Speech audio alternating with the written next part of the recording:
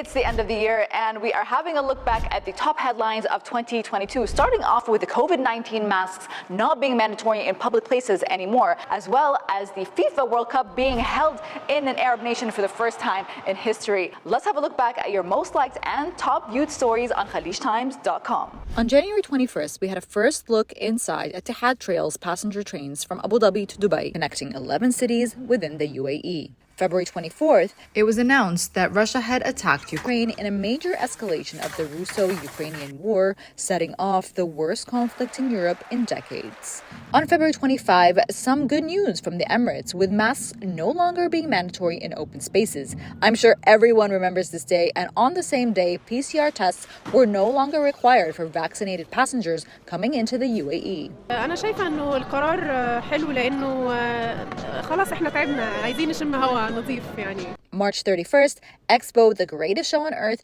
came to a close in a star-studded ceremony. That night, Sheikh Nahyan bin Mbarak Al Nahyan said the UAE would keep its doors open to everyone. On Friday, May the 13th, the Ministry of Presidential Affairs announced His Highness Sheikh Khalifa bin Zayed Al Nahyan, UAE President and ruler of Abu Dhabi, passed away.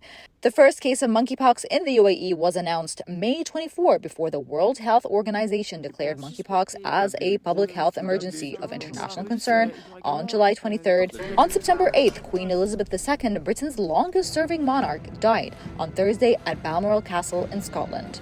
She was 96. Her death elevated her eldest son to the throne as King Charles III. Mahsa Amini, a 22-year-old Iranian of Kurdish origin, died on September 16, 3 days after her arrest for allegedly breaching the dress code for women. Anger flared at her funeral and quickly sparked the biggest wave of protests to rock the Islamic Republic in almost 3 years. And on December 11th, the UAE sent its first long-awaited mission to the moon. The Rashid rover would make the UAE just the fourth country globally and the first Arab nation to land on the lunar surface. And coming towards the end of the year with the FIFA World Cup, Arab nations shocked the world after a win by Saudi Arabia over Argentina and Morocco beating football giants Portugal to become the first MENA nation to enter the quarterfinals in history.